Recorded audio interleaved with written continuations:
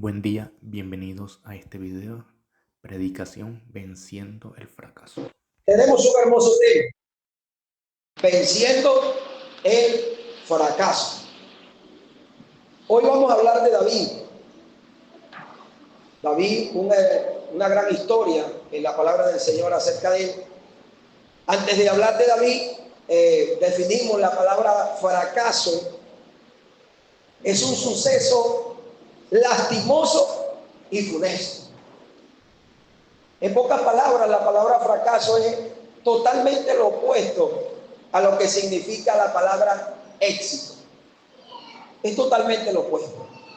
Y antes de hablar de fracaso, tenemos que hablar de la vida de este hombre como inició. Si usted me puede acompañar con su Biblia abierta, le agradecería. Con eso usted puede apuntar los versículos, hermano, y puede disfrutar, así lo puedo observar, de lo majestuoso que es la palabra del Señor. Vayamos un momento al capítulo 16 del primer libro de Samuel, donde Dios escoge a David como rey para Israel. Y lo primero que me causa bastante inquietud acerca de esto, hermanos, es que cuando Samuel, Dios le da la orden para seleccionar al siguiente rey de Israel, hermano, lo selecciona y lo unge por rey, pero ese día no le da la corona para ser rey. ¿Por qué me causa bastante inquietud? Porque resulta y acontece que el líder, antes de ser investido del ministerio o el cargo que va a recibir, debería esa persona tener un cierto grado de madurez. Amén. ¿Por qué? Cuando vamos ahora al Nuevo Testamento, nos enseña la palabra del Señor que el obispo, una de las cosas que se le exige es que no debe ser un neófito. ¿Por qué? Porque una persona que debe estar a cargo de un grupo, de una grey, pastoreando o en un liderazgo, porque sea presidente de jóvenes, coordinador, diácono, anciano, pastor, cualquier ministerio que tenga, consigo debe tener ese grado de madurez. Que Dios nos bendiga. Ahora, cuando Dios le muestra a Samuel quién va a ser el siguiente rey, dice la Escritura en el versículo 9, le dije que se ubicara en el capítulo 16 del libro de Primera de Samuel, y dice la Escritura que el versículo 10 dice: e hizo pasar Isaí 7 hijos suyos delante de Samuel. Pero Samuel dijo a Isaí: Jehová no ha elegido a estos. 3 de estos principales hijos de Isaí pertenecían ya a la corte del ejército de Israel, quienes eran los mayores. Uno de ellos era, gloria al nombre del Señor, Eliab, el otro era Abinadab y el otro era Sama. En el capítulo 17, cuando David mata a Goliat, lo vemos a ellos 3. Y en el libro de Segunda de Crónicas, gloria al nombre del Señor, nos muestra en el capítulo 2, versículo 13, que ahí se mencionan los hijos de Isaí. Solamente menciona 7. Algunos dicen que es posible, porque aquí dice que estaban 7 hijos que presenta Isaí a Samuel, y en el libro de Crónicas nos muestra 7 solamente, y faltaba David, o sea, aquí en el capítulo 16. Bueno, esto ya es cuestión de transcripción bíblica, pudiésemos decirlo. Algunos argumentan que es posible que uno de los hijos de Isaí había muerto y no había dejado descendencia, y cuando un hombre moría sin descendencia no quedaba registrado en los apuntes de los escribanos de los palacios del rey. Bueno, como yo siempre le digo a los hermanos allá en la congregación, cuando lleguemos al cielo le preguntamos a Cristo. Y Dios nos bendiga. ¿Por qué le digo, hermano? Porque se nos trae ese lucho y cosas en la Biblia que no están reveladas. Seguimos. Sucede y acontece que Samuel le dice y le llamas a Isaí y le dices, ¿son estos todos tus hijos? Y él respondió, queda aún el menor que apacienta las ovejas. Dijo Samuel, envíalo a llamar. Aquí no va a empezar la cuestión hasta que este señor no llegue. Cuando David llega a ese lugar y dice que Samuel lo mira, dice que este hombre era rubio, de hermosos ojos, de buen parecer. Entonces Jehová le dice a Samuel esta palabra, levántate y úngelo porque este es. En esa reunión, presumo yo que David tenía aproximadamente entre 15 a 18 años, 17 por allí. Pienso yo, la Biblia no lo dice. Ese día a David lo escoge el Señor como rey para Israel. Aquí en el remanente está el siguiente pastor que va a suceder a nuestro hermano. Y necesita observar detenidamente la conducta de su pastor e imitar su fe. Así lo dice el libro de los Hebreos. Analizar. Hoy que estoy en el ministerio pastoreando, ¿cuántas cosas no me recuerdo de mi pastor haciendo aquí? Y digo, con razón. Por eso un día me dijo que no fuera. Por eso un día me dijo quédate quieto. Por eso me dijo un día. Hoy que estoy en el ministerio pastoral, entiendo muchas cosas. Que Dios nos bendiga. Lo grande de esto es que ese día Dios selecciona a David para que fuese rey de Israel. ¿Qué pensaría David ese día? Yo voy a ser el siguiente rey. Yo voy a ser el siguiente rey de Israel. Hermano, resulta y acontece que para seguir adelantando, David, el Espíritu de Jehová empezó y vino sobre él, dice la Escritura aquí, y desde aquel día en adelante el Espíritu de Jehová vino sobre quién? Sobre David. Qué bendición tan grande es tener el Espíritu de Dios en nuestra vida. En aquel tiempo el Espíritu Santo venía sobre los santos del Antiguo Testamento, momentáneamente en algunos momentos sobre los profetas, y derramaba su presencia y ellos profetizaban. Hoy nosotros somos templo y morada del Espíritu Santo de Dios. Bendito sea el nombre de Cristo. Viene un momento muy especial cuando David es llamado para llegar a Saúl. En este mismo capítulo, en el versículo 17, Saúl responde a sus criados y pidió algo. Buscadme pues ahora alguno que toque bien y traédmelo. Saúl estaba siendo atormentado por un demonio. No podía dormir bien, no vivía tranquilo y necesitaba a alguien que pudiese calmar la situación que tenía. ¿Y saben qué? Es lo que me causa inquietud. Es que el testimonio, sí señor, el testimonio de David había llegado hasta los lugares donde estaba Saúl. ¿Por qué lo digo? Porque en el versículo 18 dice, entonces uno de los criados respondió y dijo, he aquí, yo he visto. Dijo él, el criado que estaba en esa reunión, él dijo, yo he visto a un hijo de Isaí de Belén, que mire las características de este muchacho. ¿Sabe tocar? Dios bendiga a los músicos. Es valiente y vigoroso, hombre de guerra, prudente en sus palabras y hermoso. Y Jehová está con él. Bendito sea el nombre de Jesús. Hermano, lo mejor de todo, una cosa tan poderosa, usted puede tener talento. Yo puedo tener talento de canto, puedo tener algo que Dios me use, bendito el nombre del Señor. Pero lo primordial de esto es que Jehová esté conmigo. Bendito sea su nombre en esta noche. ¿Sabe qué cosa tan tremenda esta? Halló tanta gracia Saúl en la presencia de David.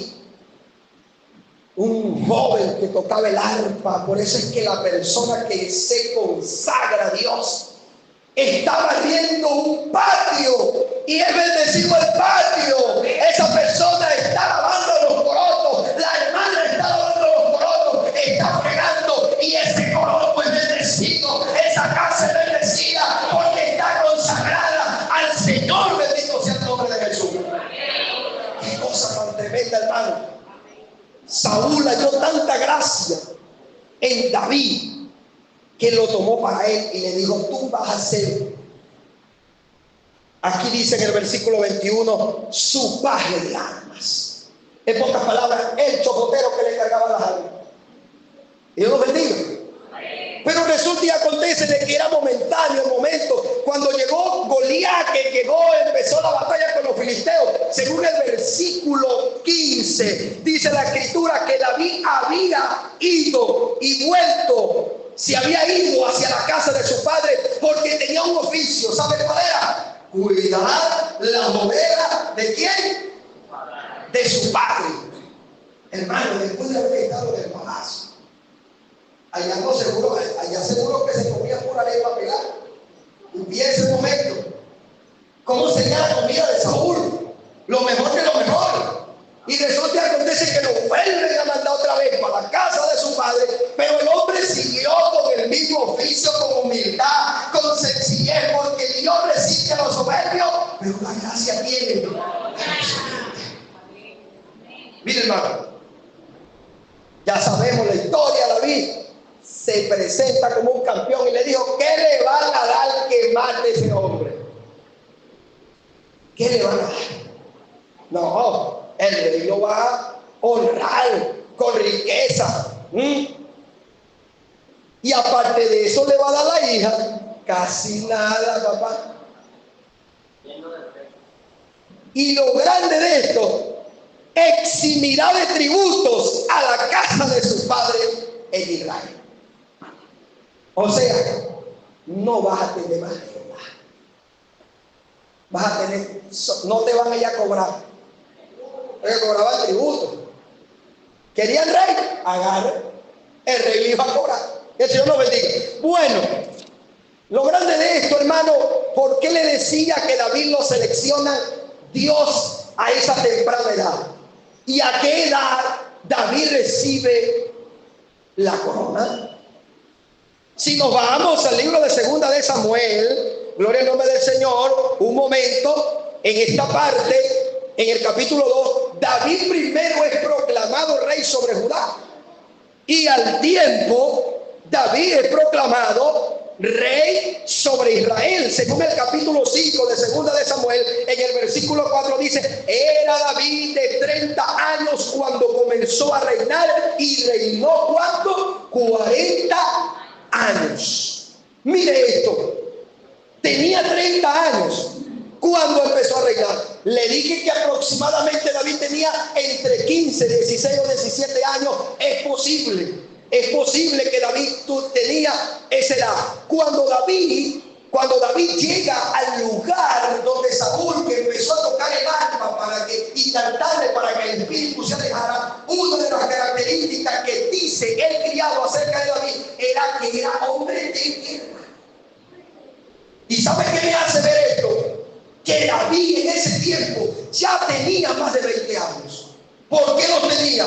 Porque en el libro de los Números se nos indica que los hombres que eran alistados para la guerra debían ser mayores de 20 años para poder alistarse a la guerra. Es posible que David, cuando mató a Goliat, ya tenía esa edad. Es posible, por eso estoy diciendo, estoy infiriendo algunas cosas para entender cuánto tiempo David le costó llegar al trono para ser rey. Es posible que David era un hombre lleno de su espíritu, un hombre valiente, un hombre de hermoso parecer, un hombre que tenía talento, era poeta, inspirado por Dios, tenía salmo, era un hombre que tocaba instrumentos, pero Dios quería enseñarle otras cualidades que las necesita un gran líder: humildad, respeto, mansedumbre, armado de tantas cosas. ¿Por qué lo digo esto, hermano? Después que David vence a Goliat, ¿cuánto no se le pudo subir el humo a la cabeza o enaltecerse? Porque las doncellas de Israel cantaban una alabanza que decía: Saúl mató a sus miles y David mató ¿a quiénes? A sus 10,000. En pocas palabras, David empezó a ser alabado mucho más que el propio rey.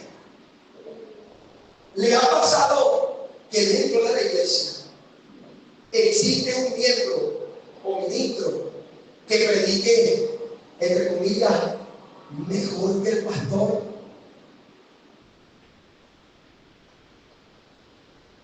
Una sierva del Señor que tenga mejor talento de canto que una de las diaconisas. ¿Sabe qué cosa tan tremenda es? Cuando Dios te dota de un gran ministerio, un talento, te capacita con un don especial, pero nos enaltecemos y respetando a nuestro líder principal, estamos bajando puntos. Se lo voy a explicar con este ejemplo. Un día una hermana me dijo: prefiero escucharle predicando a ti que al pastor, mi padre. A ti sí se te siente el poder. Tú tienes unción, poder. Pero cuando predica el pastor me da sueño. Aleluya. Esa noche le dije a Dios en oración: Señor, quiero que me expliques esto, no entiendo. Y cuando estoy orando, el Señor me llevó al altar de la congregación que pastoreo allá, que pastoreaba mi padre, y por un momento me veo yo predicando en el altar, así como estoy ahorita, y mi padre sentado a donde él siempre se ubicaba. Él siempre se agachaba, un hombre pelón, y el hombre se agachaba así, agachadito. Y por un momento oigo la voz del Espíritu Santo en mi vida. Eso fue como una visión lo que tuve en ese momento. El Espíritu Santo me trató directamente conmigo, haciéndome entender: Felipe, tú puedes tener más denuedo, tú puedes tener más conocimiento, tú puedes creer que tienes más unción, pero la estima y el respeto y la trayectoria que ese hombre tiene, no es que tú no la tienes, pero todavía no ha llegado hasta allá. Así que mantente siempre respetando a ese hombre. ¡Aleluya! Ese día, hermano, ¿qué hice? Amén. Era mi propio padre. Y humildemente yo me puedo mirar. Y si no fuera mi papá, alábalo si puede, decía el diablo. Sí, hermano. Pasan esas cosas en nuestras concilios, en nuestras federaciones, y vemos ese viejito cabeza blanca, Luis Carrillo. Ay, ese viejito ahora no rinde, se está poniendo viejo. Yo predico mejor que él, yo canto mejor que él. Y decimos cantidad de cosas. Hermano, usted sabe las ganas que esa gente tiene, el respeto, las noches. Bendito sea el nombre de Cristo Jesús. Lo que padece, lo que sufre un pastor por una ley, necesita y merece ese hombre respeto, consideración, admiración. Bendito sea el nombre de Cristo Jesús. ¿Sabe qué quería Dios con David? Moldearlo. Porque él lo iba a sentar en el trono. Pero antes de sentarlo en el trono, yo te voy a enseñar. Vamos a poner un ejemplo. Yo sé que hay pastores hermanos. Sí hay. Y Saúl tipifica a esos pastores hermanos. Y cuando David tuvo la oportunidad de matar a Saúl, tener varias oportunidades de matarlo, ¿qué decía David? ¿Qué decía? Líbreme, Jehová, de levantar mi mano contra el ungido. Dígame, un día Jehová le dijo: dame la silla que yo lo voy a traspasar. ¿Cuántas veces nos dicen eso? A mí una vez me dijo una vez, yo estudié teología en la Esperanza de Gloria, profesor, hermano, un hermano me dijo allá mismo, Pipo Córdoba, me dijo: en mi iglesia hay un lugar para ti. Allá yo te voy a poner a valer. Te voy a poner a predicar cruzadas. Tú tienes un porte de evangelista. Tu hermano, un día le dije a mi papá no quise decirle a mi papá no me dijo nada, se puso para mí. y me puso la mano en el hombro. Con eso me dijo todo, con eso me dijo todo. Con eso me dijo, quédate quieto, no te pongas a inventar. Dios lo bendiga. Dios quería enseñarle a David, porque David cuando dice, líbreme Jehová de levantar mi mano contra el ungido de Dios, ¿qué estaba diciendo? David estaba diciendo, Él es el que está puesto en el trono, yo lo respeto hasta el día que se muera. Y David no tuvo una mínima oportunidad de notarlo, pero no lo notó. El mundo por su cuenta, como se fue la historia. Ajá. Ahora, ¿por qué le hablo de todo esto de David?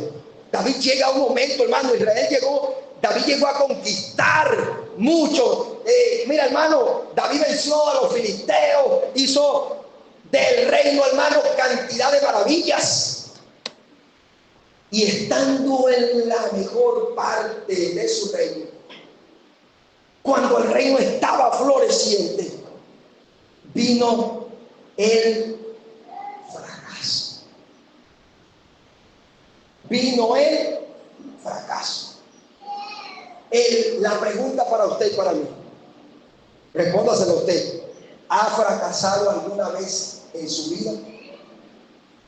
¿En algún momento usted ha fracasado? Podemos decir con todas las letras sí, porque cualquiera se equivoca. Ahora, los errores, hermano, Dios perdona los pecados. ¿Cuántos creen eso? Pero los pecados traen consecuencias. Porque la Biblia nos lo muestra. Esta historia de David nos lo muestra, pero con todas las letras. Mire, escuche esto.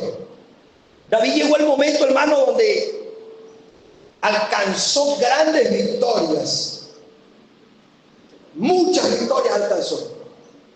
En el capítulo que leímos ahorita acerca de David, ya sabemos la historia. David, en el capítulo, vamos al capítulo 11, el versículo 1, aconteció en el año siguiente, en el tiempo que salen los reyes a la guerra, capítulo 11 de segunda de Samuel, que David envió a quién, a Joab, y con él a sus siervos y a todo Israel, y destruyeron a los moabitas y sitiaron a Rabá, pero David se quedó en Jerusalén. David se quedó ese día. Yo no voy para la campaña, yo no voy para la misión, yo no voy para la evangelización, voy a mandar a los hermanos. Pero estaba pasando algo. El versículo 2 dice, y sucedió un día, al caer la tarde, que se levantó David de su lecho. El hombre echó un camaroncito, golpe de mediodía, sabroso, chinchorro, quién sabe cómo era, no sé si había chinchorro en el tiempo. Ajá. De su lecho, quiere decir que estaba acostado en la cama, y se paseaba sobre el terrado de la casa real. Y vio desde el terrado a una mujer que se estaba bañando, la cual era muy hermosa. ¿Cuántos creen que su esposa es bella? Bueno, como que no hay muchos hombres casados aquí. El Señor nos bendiga. Mi esposa es hermosa. Aquí está mi esposa, hermano. Dios la bendiga. Miren, hay una palabrita que se llama ocio. David estaba ocioso. ¿Por qué estaba ocioso? Se paró, estaba acostado. No es malo descansar, no es malo apartar un día para reposar, no es malo apartar un día para salir y vacacionar. No es malo, mientras se haga todo decentemente y con orden, en respeto a lo que dice la palabra, todo está bien. Aquí hubo un problema. El adulterio no ocurre solamente con una persona. Para que el adulterio ocurra tiene que haber dos personas. Cuando la palabra le dice a la mujer que tiene que vestirse con pudor, con temor, con modestia, le está diciendo, si te viste con estas tres cosas, con pudor, pureza, decoro y la modestia en el vestir tuyo, ¿sabes qué vas a hacer con lo que te miran? Vas a hacer entender que eres una hija del reino, una hija de Dios. Pero cuando es todo lo opuesto, no hay pureza, no hay decoro y tampoco hay modestia, ¿sabes qué produce en los ojos de los hombres? Codicia. Y por allí empieza el adulterio. Jesús dijo, oíste que fue dicho, no adulterará. Mas yo digo, el que mira a una mujer y la codicia en su corazón, ya ha adulterado. ¿A dónde? En su corazón. Prácticamente está dando a entender que el adulterio comienza por aquí en el hombre. La pasa aquí, al pensamiento, lo maquina, lo pasa al corazón, sigue maquinando y de la abundancia del corazón, donde le dice a esa mujer que no es su esposa, hermana, se ve bien bonita, sierva, esa bufanda dorada se le ve hermosa, esa falta, hermana, y no es la esposa. Cristo tenga misericordia. ¿Qué le pasó a Betsabé ese día? ¿Por qué se le ocurrió bañarse ese día? ¿A dónde? Una mujer que se estaba bañando, la cual era muy hermosa. Y no era que estaba vestida, si se estaba bañando, imagínate. David tenía la autoridad. En ese momento, vea cómo empieza el fracaso, con el ocio. Ah, no voy a ir para el culto, oye, ya es lunes. Hoy es lunes. Mañana voy. Mañana se le presenta un problema y no puede, tarde en el trabajo, no pudo ir. El miércoles se enfermó. El jueves tuvo otro compromiso de trabajo. El viernes no quiere ir porque está muy cansado. El sábado no es culto y el domingo voy a hacer esfuerzo, pero resulta y acontece que se le presentó otro problema. Una semana completa sin congregarse. El Señor nos bendiga. Y pasa y acontece, hermano, que por eso estoy diciendo, el ocio, el fracaso de David inició con el ocio. Luego vio, codició, ejecutó. Se cumple lo que dice Santiago. Ninguno diga que es tentado de parte de Dios, porque Dios no tienta a nadie, porque Él no puede ser tentado por el mal. Él no tienta a nadie, sino que cada uno es seducido cuando de su propia concupiscencia haya atraído y seducido los deseos de la carne. Adulterio, fornicación, inmundicia, lascivia, idolatría, hechicería, enemistades, pleitos, celos, iras, contiendas, disensiones, homicidios, borracheras, orgías y todas estas cosas contra, dice el apóstol Pablo, que los que practican tales cosas no van para el cielo. Si no ayuda. Mira, hermano, pasó algo tremendo. Se consumó el pecado. Se consumó el pecado. Y están, dice el 172 de Gloria y Triunfo, Jesús yo he prometido. Una de las estrofas de este canto dice: suave es el engaño y es necia la pasión. El cantante le dice: ven tú, Jesús, más cerca, mostrando tu piedad, y escuda el alma mía de toda iniquidad. ¿Ves cómo dice el canto? Suave es el engaño y es necia la pasión. O sea, el pecado estuvo a la puerta. David vio, codició, ejecutó el pecado. La mujer no se negó. No dice nada la Biblia que Betsabé se negó. No dice la Biblia que Betsabé, ay, no quiero nada. No sabemos, la palabra no nos dice más nada. Lo cierto es que el pecado se consumó. Al consumarse el pecado, vino el gran problema. Nada más con el hecho de que se estaba bañando ahí a la intemperie, porque se estaba bañando en un lugar descubierto, ya con eso estaba mostrando a esta mujer que no era una buena opción. Pasa lo que pasa. ¿Qué consecuencias le trajo esta falla a David? Muchas consecuencias.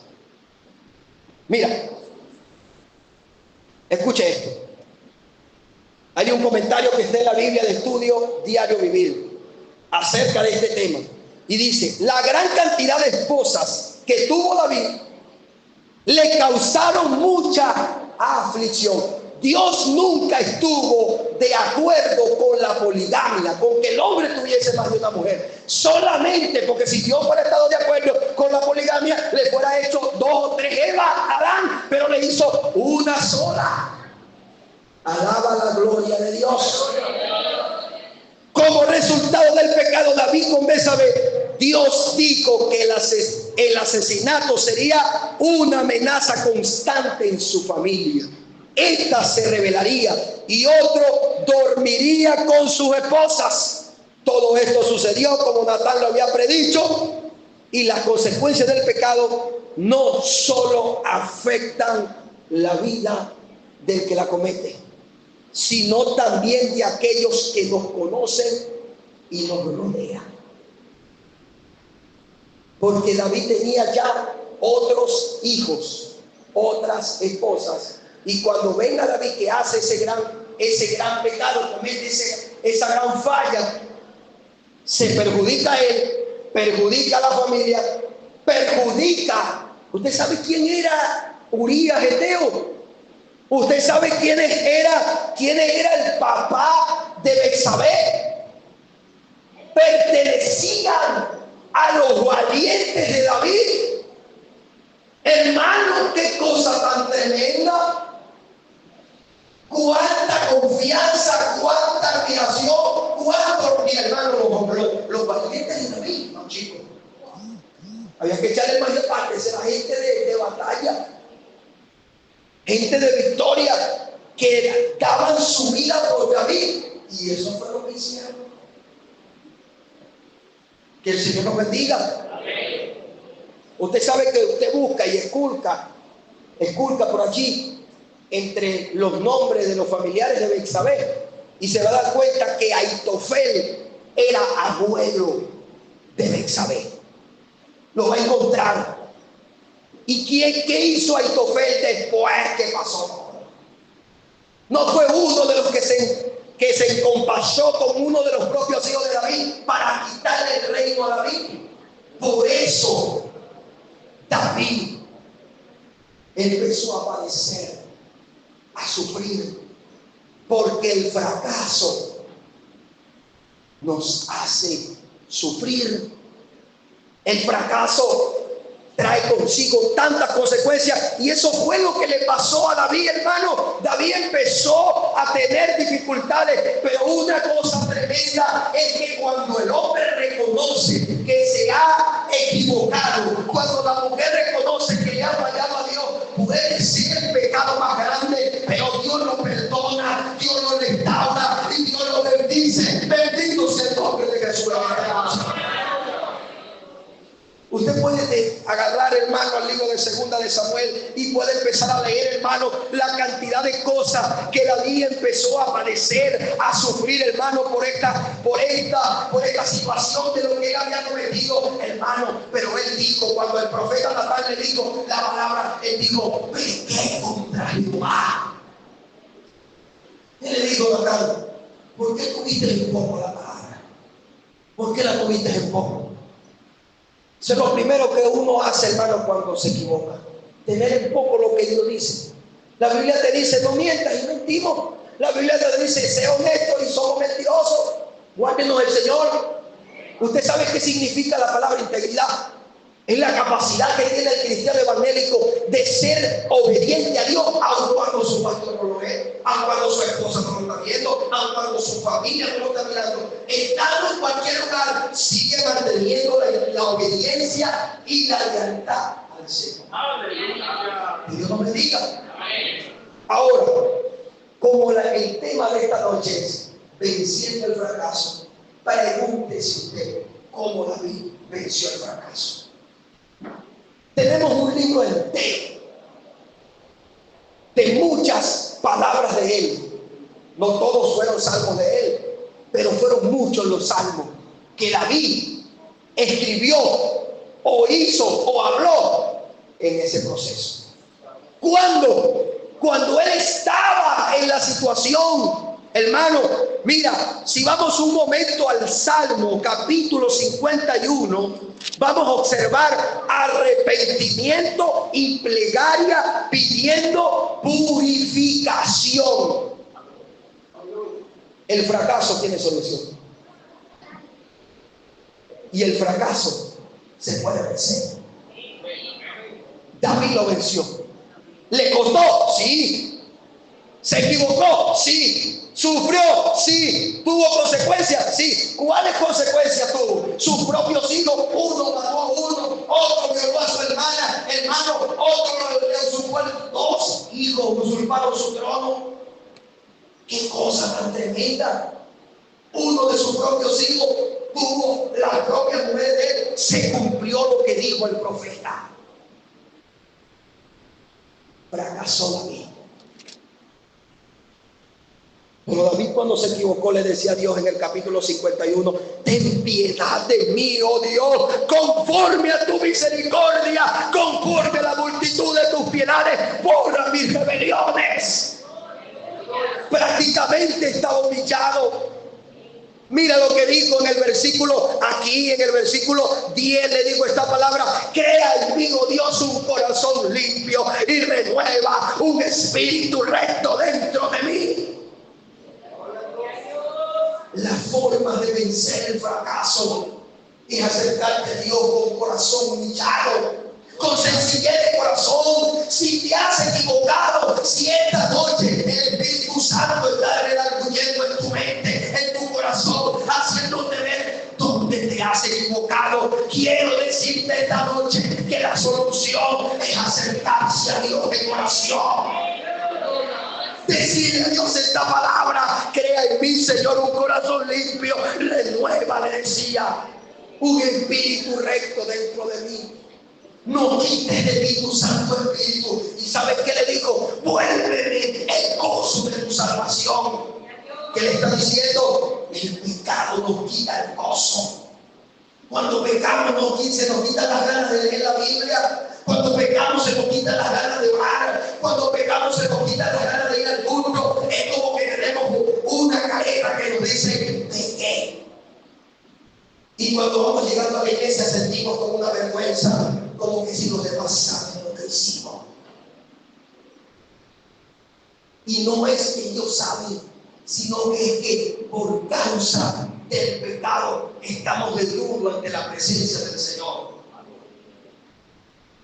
Yo quiero dejarle unos salmos para que usted lo lea en la casa, usted se siente, usted medite. Y vamos un momento al capítulo 3. El Salmo capítulo 3 tiene un título y dice: oración matutina de confianza en Dios. ¿Qué es una oración matutina? Una oración de madrugada, una oración antes que amanezca. ¿Y por qué será? Porque se nos quita el sueño cuando estamos en el fracaso, cuando estamos en problemas. Y David decía: oh Jehová, cuando se han multiplicado mis adversarios, muchos son los que se levantan contra mí. Es diciendo: Señor, se levantan contra mí. Pero él decía esta palabra, versículo 3: mas tú, Jehová, eres escudo alrededor de mí, mi gloria y el que levanta mi cabeza. El fracaso se vence cerca de Dios. Porque aunque pecamos y aunque hicimos algo que no estaba en su voluntad, aunque hicimos algo que no le agradaba, pero Cristo es tan bueno, hermano, que aunque lo hayamos negado como Pedro 3 veces, después se acerca a nosotros preguntándonos: ¿me amas? Lo sabe con 2 piedras en la mano, diciéndonos: tú me maldeciste, tú me negaste, tú dijiste que ni siquiera estabas conmigo. No, viene con misericordia el Espíritu Santo. El capítulo 4 también fue una oración en esos días tristes de David, en el fracaso, donde le decía: respóndeme cuando clamo, oh Dios de mi justicia. Cuando estaba en angustia me hiciste ensanchar. En el versículo 2 dice en la oración: hijo de los hombres, ¿hasta cuándo volveréis mi honra en infamia? Eso sufría David porque había fracasado. Alguien puede decir: hermano, la gente no me quiere, la gente me señala, la gente me critica. Pero pregúntate: ¿qué hiciste? Eso es parte de la consecuencia. Sufrir el oprobio, sufrir las calamidades. Y David decía esta palabra: ¿hasta cuándo me van a tratar con infamia? Verso 6: muchos son los que dicen: ¿quién nos mostrará el bien? O sea, ¿cuándo este Señor se va a levantar? Y ahí dijo este versículo por eso es que la persona que se acerca a Dios, Dios le responde. Puede ser el pecador más, el peor fracasado, la persona que se equivocó más en la vida. David le dijo a Dios en el último versículo de este capítulo 4: en paz me acostaré y así mismo dormiré, porque solo tú, Jehová, me haces vivir confiado. No importa lo que haya fracasado, si te acercas a Dios, Dios te perdona. Otro salmo, el capítulo 12, oración pidiendo ayuda contra los malos. Otro salmo, el capítulo 13. Vea cómo dice capítulo 13, versículo 1: ¿hasta cuándo, Jehová? Llega el momento que le preguntamos a Dios, cuando estamos pasando la consecuencia del fracaso, le preguntamos a Dios: ¿hasta cuándo, Jehová? ¿Me olvidarás para siempre? Señor, te he pedido bastante para pagar esa deuda y todavía. Señor, te estoy pidiendo para comprarme esa moto y todavía. Señor, te estoy pidiendo el empleo y parece, Señor, mira qué impío que se la pasa viviendo aguardiente, tiene 2 y 3 trabajos, tiene 2 y 3 carros, y yo que todos los días me congrego, todavía, Señor. ¿No le ha pasado a usted eso? Él le dijo, verso 2: ¿hasta cuándo pondré consejos en mi alma, con tristeza en mi corazón cada día? Le dice en el verso 3: mira, respóndeme, oh Jehová Dios mío, alumbra mis ojos. Pero en el proceso digo esta palabra en el versículo 5: mas yo en tu misericordia he confiado, mi corazón se alegrará en tu salvación, cantaré a Jehová porque me ha hecho bien. Qué hombre tan respiado, man. David estaba en el suelo, pisoteado porque lo criticaban, sus propios hijos estaban haciendo escarnio de él. Un día iba pasando David con una caravana, huyendo de su propio hijo, y se paró uno por allá y le dijo: mira, tú estás padeciendo porque le quitaste el reino a Saúl. Y uno de los que estaba con él le dijo: dame una cena para quitarle la cabeza a ese perro muerto. Dame la orden, dijo David, déjalo, porque si es así, que padezca. El hombre de Dios calla.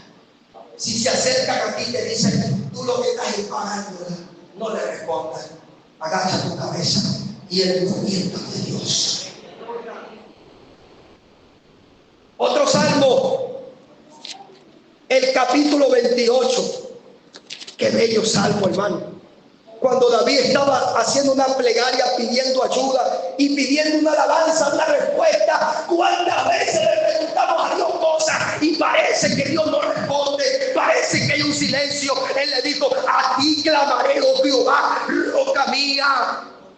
No te desentiendas de mí. Como quien dice: Señor, he ayudado, he orado, he vigilado, he hecho todo y todavía no me responde. Pero viene una respuesta, donde en el versículo 6 le dijo: bendito sea Jehová, que oyó la voz de mi ruego. Jehová es mi fortaleza y mi escudo, en él confió mi corazón y fui ayudado, por lo que se gozó mi corazón y con mi cántico le alabaré. Él dijo: Jehová es la fortaleza de su pueblo y el refugio salvador de su ungido. Y me lo imagino diciendo: salva tu pueblo, bendice tu heredad, pastoréala y susténtala para siempre. Oye, qué lindo es sentir una respuesta de Dios al lado de uno. Y culmino con este otro salmo: porque estamos venciendo el fracaso. ¿Cuántos creen que podemos vencer en el fracaso? Esta receta del Salmo 40, David apareció, hermano. ¿Sabe por qué David tenía que vencer el fracaso? Porque el plan de Dios es que David hiciera los planos para el siguiente, para una obra poderosa. ¿Cuál era? El templo de Dios. Yo me imagino a David cuando él decía: Jehová es mi luz, pero también es mi salvación. ¿De quién temeré? Yo me imagino a David, como cuando va diciendo este salmo, en el santuario, en los atrios del tabernáculo, en el lugar donde estaba el tabernáculo de la reunión. Me imagino a David diciendo ese salmo: Jehová es mi luz y es mi salvación. ¿De quién voy a temer? Jehová es la fortaleza de mi vida. ¿De quién he de atemorizarme?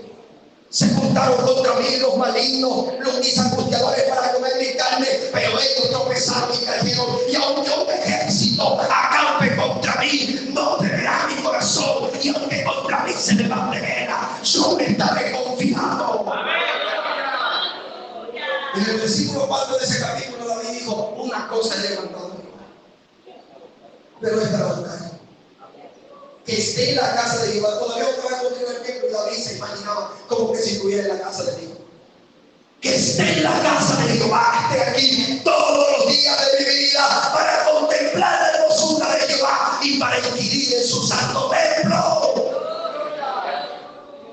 Y este salmo me bendice, el 40, porque me imagino que este salmo fue escrito en los momentos donde David todavía estaba saliendo del fracaso, pero conociendo que iba a haber una gran victoria en su vida. ¿Sabe por qué?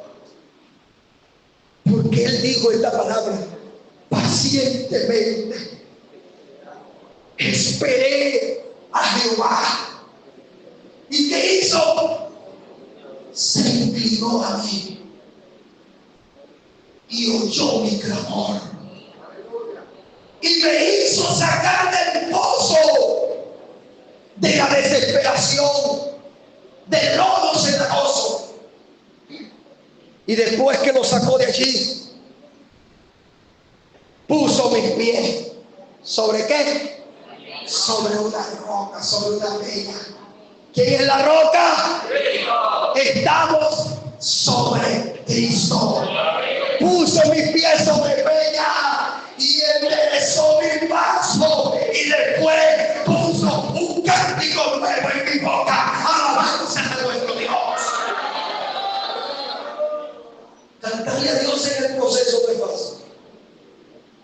Como dice ese canto: y aprendí que la vida todo tiene sentido, y descubrí que todo obra para bien, y que al final será mucho mejor lo que vendrá, y es parte de un propósito, y todo bien saldrá. Díselo Dios: siempre has estado aquí, tu palabra no ha fallado, y nunca me has dejado. Descansa mi confianza sobre mí.